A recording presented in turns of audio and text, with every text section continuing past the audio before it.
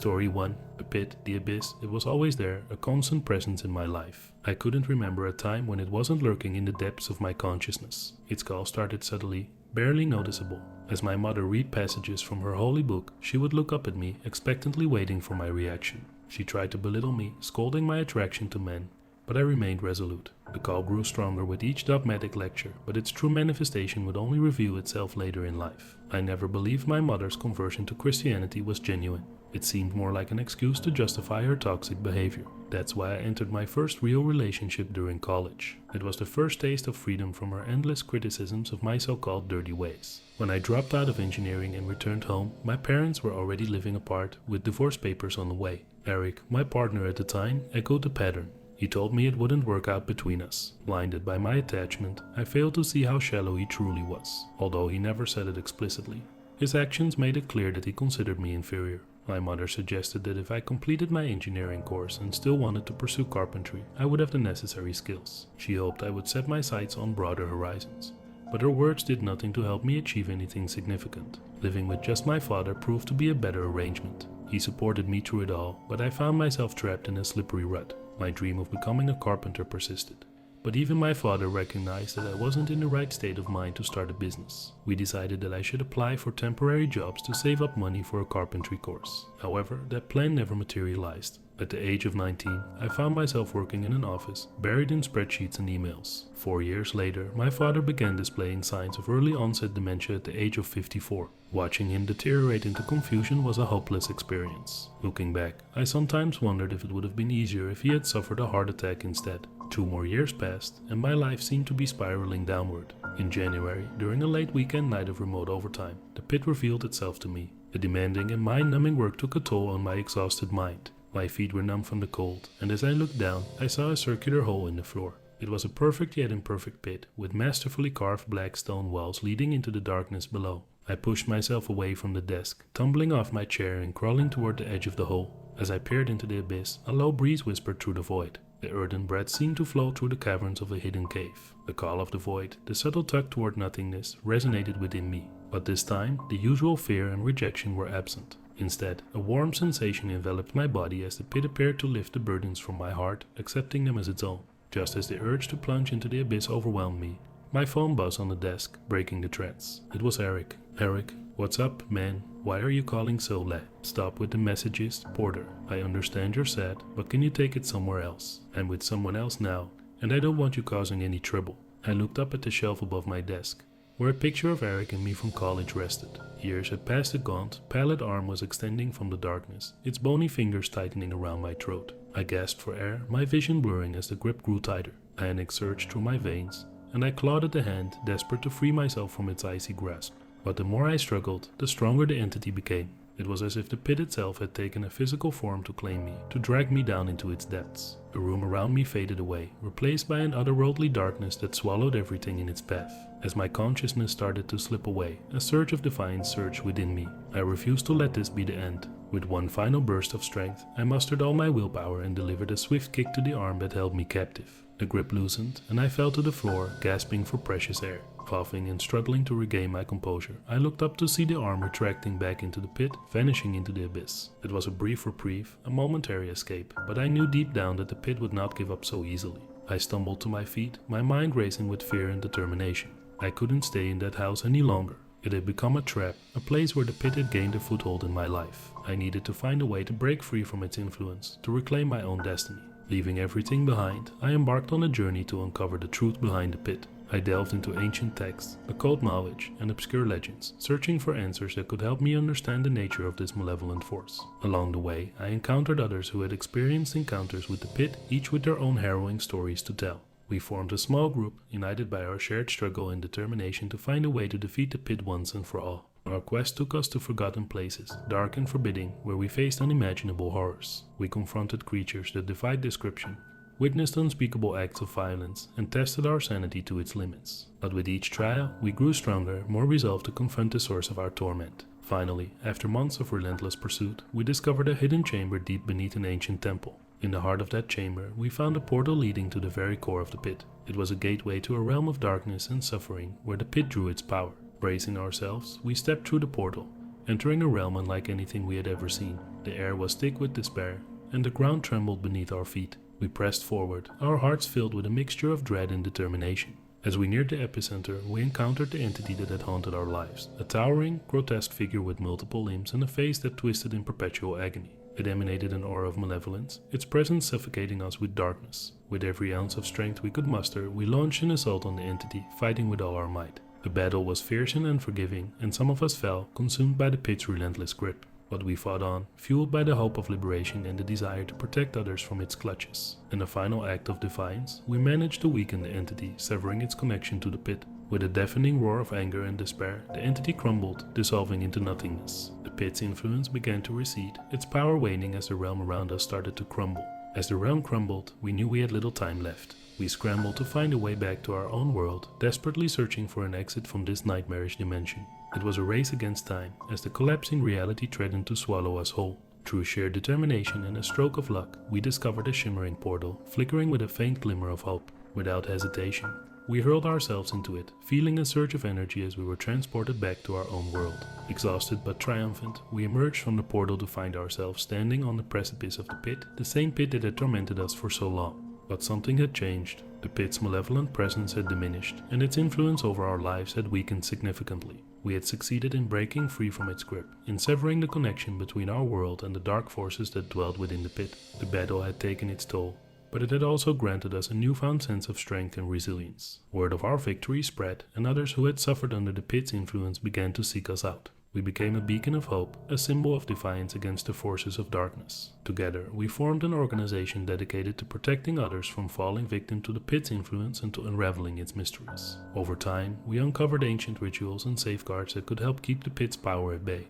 We established a network of guardians, trained in the arts of protection and armed with the knowledge to combat the pit's influence. We made it our mission to ensure that no one else would have to endure the horrors we had faced. Although the pit would always remain a dark chapter in our lives, we had transformed it into a catalyst for change. We turned our pain and suffering into strength and determination, vowing to stand against any force that threatened to plunge the world into darkness. And so, our battle continues. The pit may forever cast its shadow, but we remain vigilant, ready to face whatever challenges lie ahead. We have learned that even in the face of the most unimaginable horrors, there is always hope, always a possibility of victory, and we will never stop fighting to protect the light against the encroaching darkness. Story 2. I used to walk hand in hand with her, but now I wander these streets alone, consumed by the memories we once shared. The once beautiful houses now bring me only sorrow, each one a reminder of the love I lost. Yet, despite the pain, I find solace in continuing our walks. Sometimes, pain is a bittersweet companion, a reminder that she existed and that our love was real. When I walk, she walks with me, an invisible presence that accompanies my every step.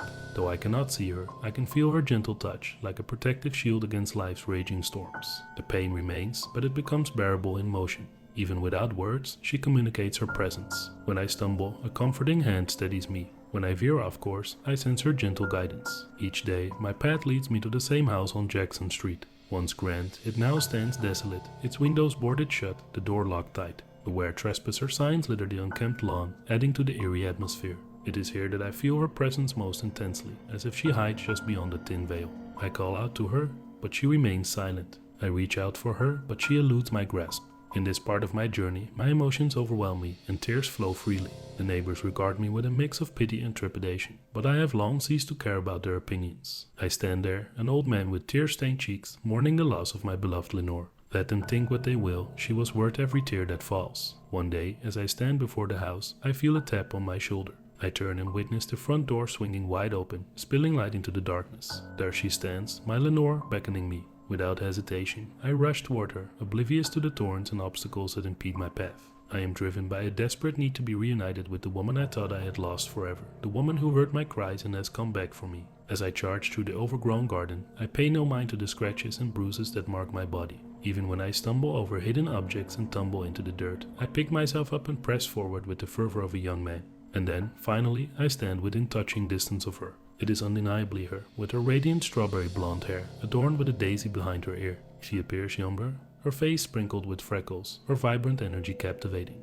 I cannot contain my joy, and a schoolboy giggle escapes my lips as I recall the moments we shared. The freckles on her nose and cheeks, the intimate count of 23 before our lips met. An overwhelming urge to embrace her and continue our kiss in front of the world engulfs me, but before I can fulfill that impulse, she vanishes, leaving me standing alone in the open doorway. I survey the hallway and find it fully furnished, devoid of decay or neglect. The parlor, preserved in perfect condition, emanates an otherworldly aura. To my astonishment, I hear the sound of someone playing the piano, a haunting rendition of Für Elise, a melody Lenore loved and played on the day she died. The Turkish rug lining the hall catches my eye, its familiar design featuring a howling wolf and a ship battling turbulent seas. I recognize it instantly. I take a step forward, no longer in control of my own movements. The world around me flickers like a film reel, memories flashing before my eyes. I see my own hand reaching for the gilded doorknob, knowing that beyond it lies a grand staircase leading to the great room.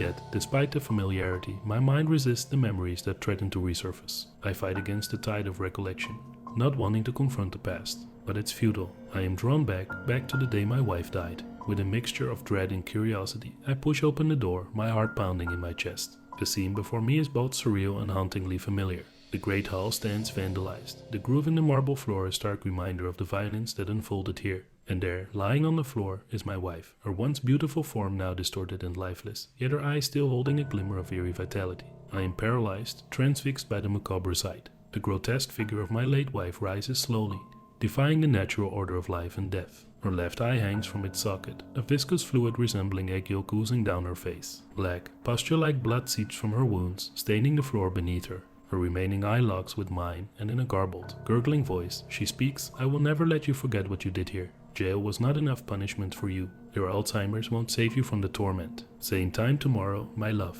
A shiver runs down my spine as her words echo in the desolate hall. It is a chilling reminder that the consequences of my actions, even in the grip of a deteriorating mind, cannot be escaped. The guilt and horror that I unleashed upon that fateful day have returned to haunt me relentlessly. I stumble backward, my mind reeling with a mixture of terror and remorse. What have I done? How could I have let my anger consume me to such a monstrous extent? The weight of my guilt presses heavily upon me, threatening to break my spirit. As I retreat from the house, the darkness of the night surrounds me, matching the darkness that has seeped into my soul. I am left to grapple with the echoes of my own sins, tormented by the memories of that tragic day. Each night, I am haunted by nightmares, reliving the horrors I unleashed upon my beloved Lenore and the stranger who dared to trespass upon our love. Days blend into nights, and nights into days as I wander the streets, a broken man burdened by regret. The weight of my actions has stolen the peace I once knew, leaving behind only a desolate emptiness. The once familiar houses, once symbols of joy and togetherness, now serve as haunting reminders of the life I destroyed. I find myself retracing the path of our walks, seeking solace and forgiveness in the places we once shared. But they offer no respite, no redemption. Each step I take is a painful reminder of what I have lost, of the darkness that resides within me. The neighbors, once curious or concerned, now avoid my gaze. Their whispers follow me like shadows, a constant reminder of their judgment. But their opinions hold no power over me. My soul is already condemned, my punishment self-inflicted. In the depths of my despair, I begin to question my own sanity. Was it my deteriorating mind that brought forth the horrifying visions? Or was it something more sinister, a manifestation of the guilt that has consumed me? I search for answers, for a way to atone for my sins and find peace in this twisted existence. And so, each night, I return to that forsaken house on Jackson Street, drawn by an inexplicable force that seems to bind me to its dark embrace. The house stands as a grim testament to the horrors that unfolded within its walls, a reflection of the torment that has become my reality. Inside the dilapidated abode, I am greeted by an atmosphere heavy with foreboding. The air is thick with the scent of decay, and the creaking floorboards beneath my feet serve as a haunting symphony. As I traverse the dimly lit corridors, memories assail me, their intensity magnified by the oppressive silence. The rooms, once filled with life and love, now exude a palpable sense of anguish. I stumble upon the parlor, frozen in time.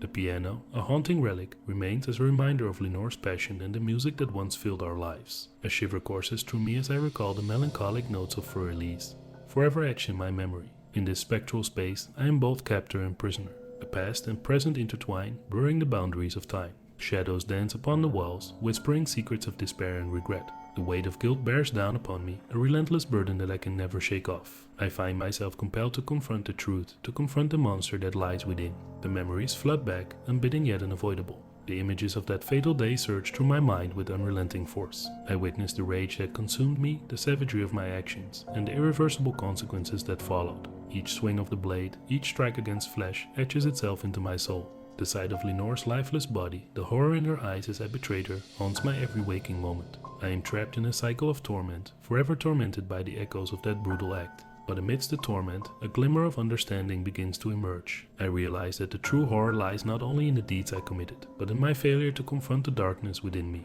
It is a realization that redemption can only come through confronting the demons that reside in the deepest recesses of my being. Driven by a newfound determination, I embark on a journey of self-discovery and healing. I seek solace in the company of those who have experienced the depths of despair and emerged stronger. I immerse myself in therapy and support groups, where I find empathy and understanding from others who carry the weight of their own transgressions. Together, we navigate the treacherous path toward redemption, seeking forgiveness from ourselves and those we have wronged. It is a journey marked by setbacks and relapses, but also by small victories and glimmers of hope. In the process, I slowly rebuild my shattered identity, seeking to reconcile the darkness and light that coexist within me. The house on Jackson Street becomes a symbol of my transformation. No longer a place of terror, it becomes a sanctuary where I face my demons head on.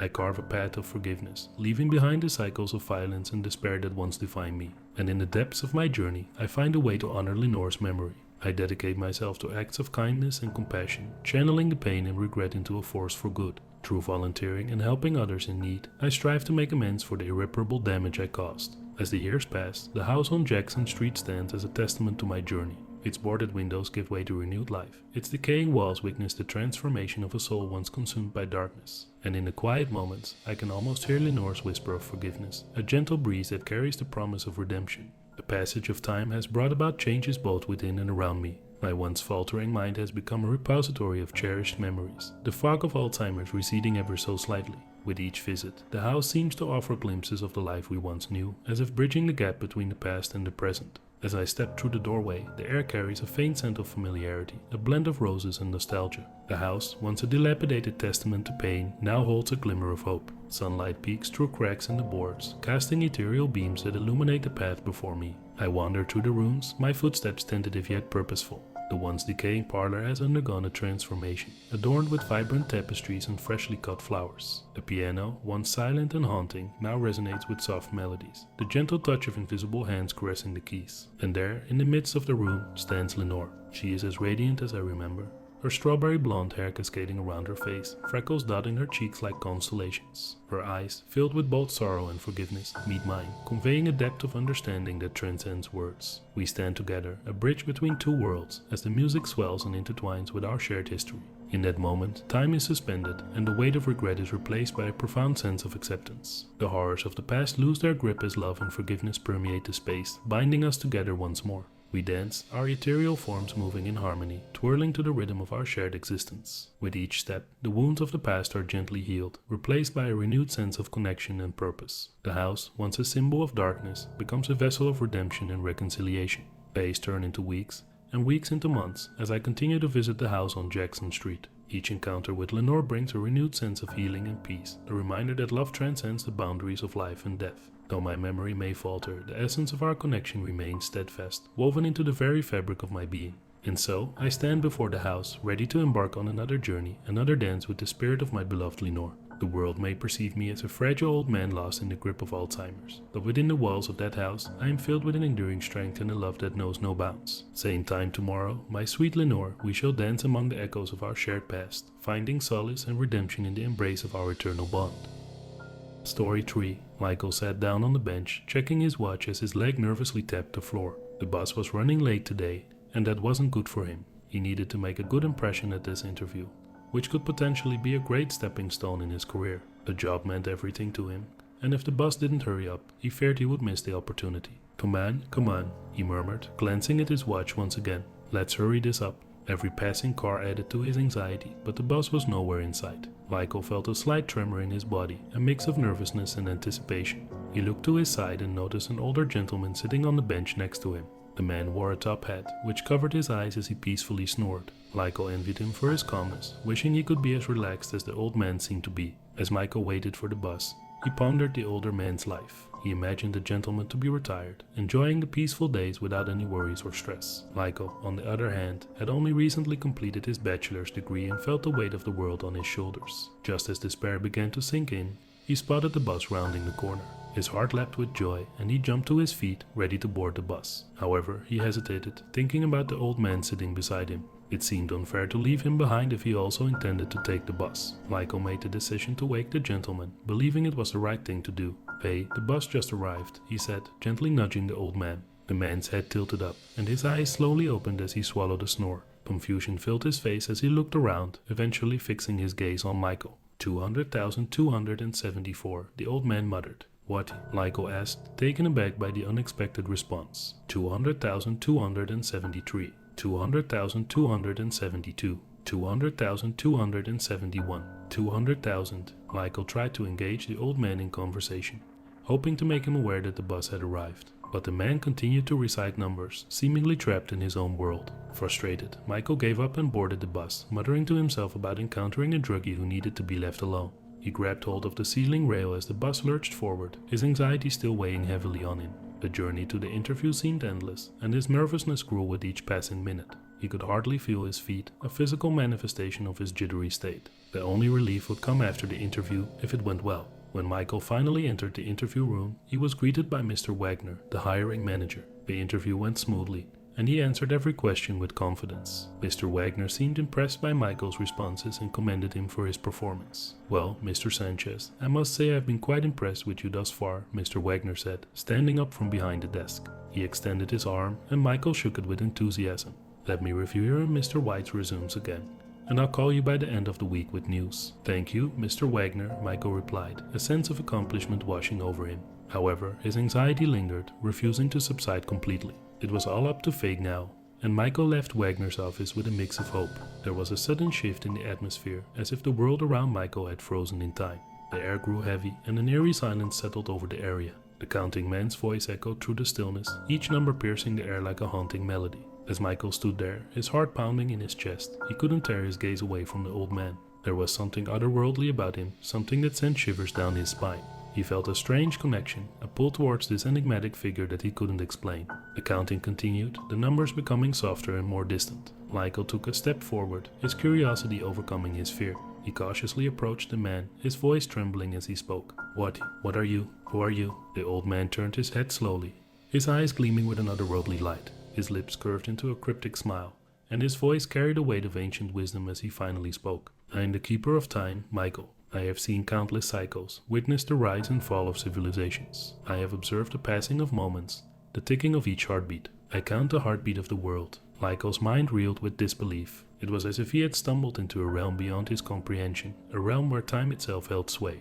He struggled to find his voice, his mind grappling with the enormity of the situation. "But why? Why have you been counting all this time? What does it mean?" The Keeper of Time raised a weathered hand, revealing a fading tattoo on his wrist, a series of intricate symbols interwoven with the numbers he had been reciting.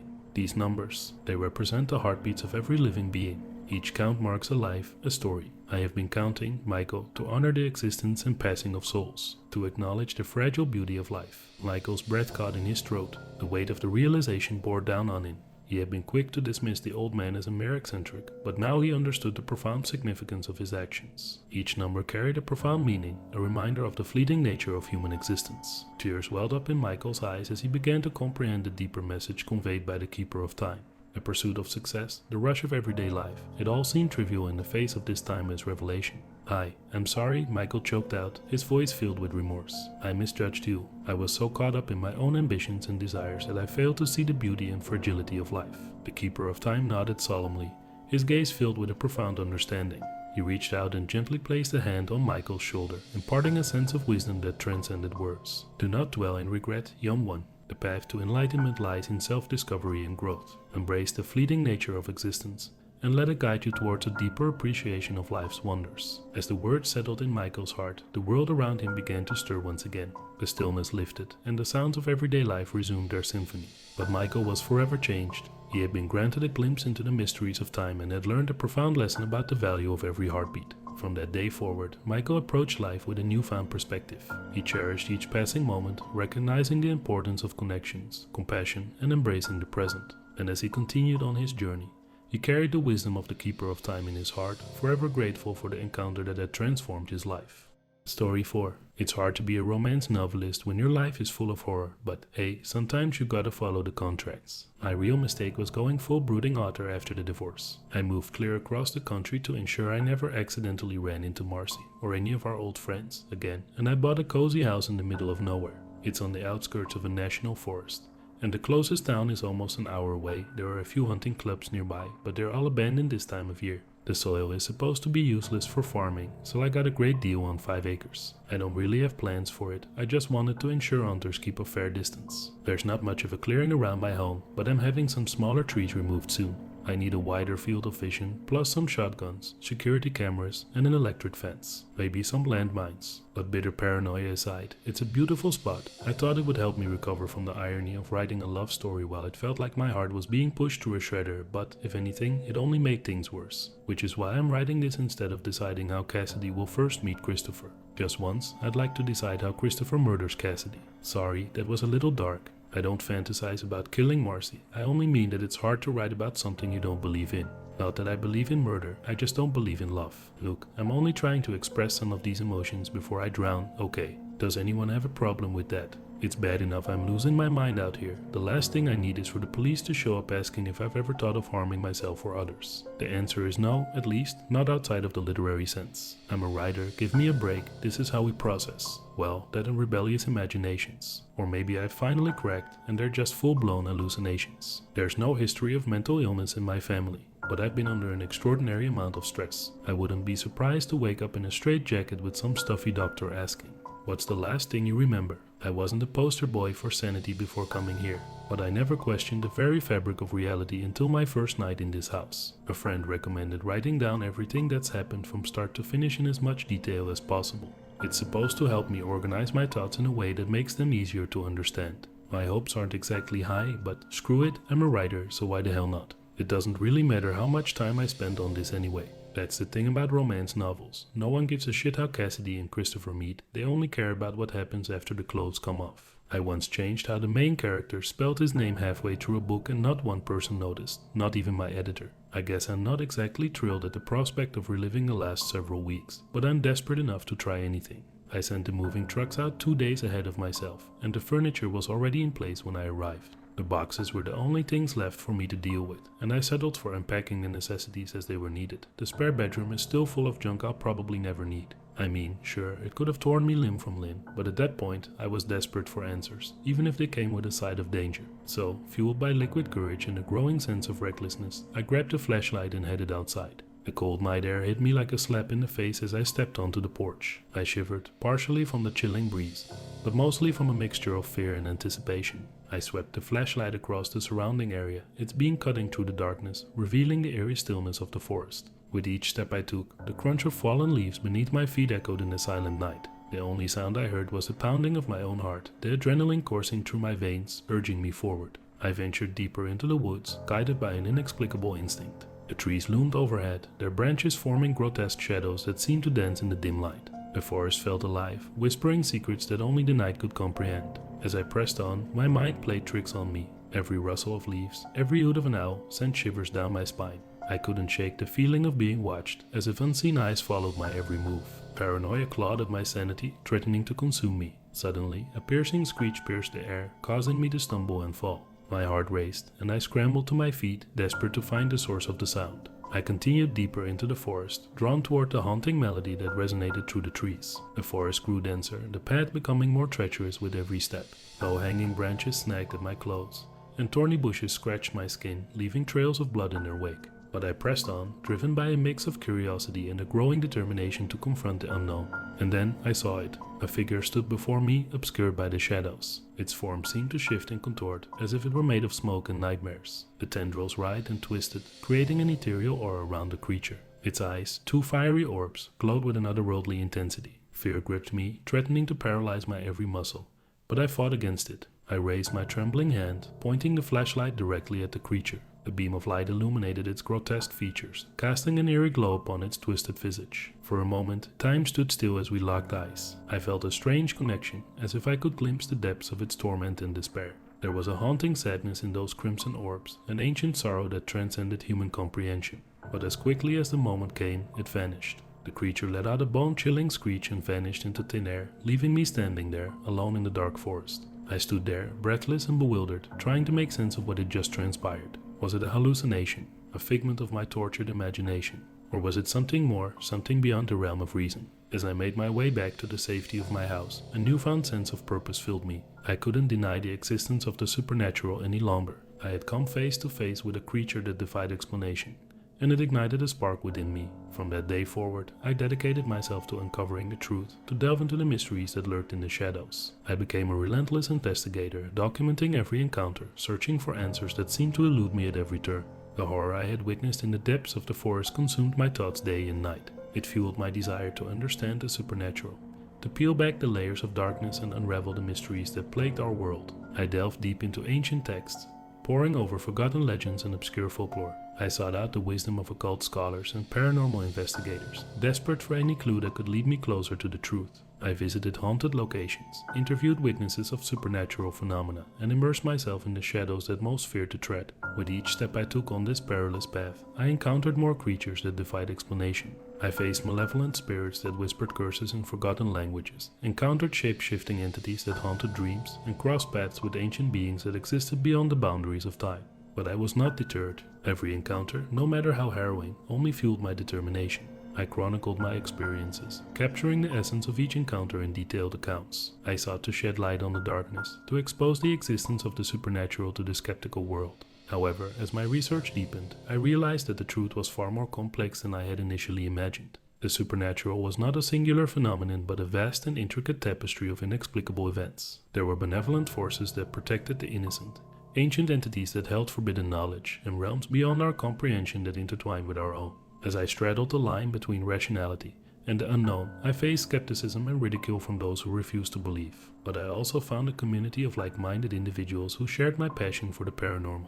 We formed a network, exchanging information, theories, and support, united in our pursuit of truth. Together, we investigated haunted houses, performed rituals in sacred sites, and engaged in experiments to unlock the mysteries of the supernatural. We pushed the boundaries of our understanding, challenging conventional wisdom and embracing the unexplained. But as we delved deeper into the occult, we also encountered darker forces. There were malevolent entities that sought to corrupt and destroy, ancient curses that threatened to consume us, and the constant risk of losing ourselves to the abyss of the unknown. Yet, we pressed on, fueled by the belief that knowledge was worth the risks. We understood that the line between curiosity and obsession was thin, but the allure of uncovering the truth was too powerful to resist. So, here I stand, a seeker of the supernatural, still haunted by that first encounter in the forest. The path ahead remains treacherous and uncertain, but I am resolved to continue my quest. Armed with knowledge and an unwavering determination, I will continue to explore the depths of the supernatural, hoping that one day the truth will be revealed to those who dare to seek it.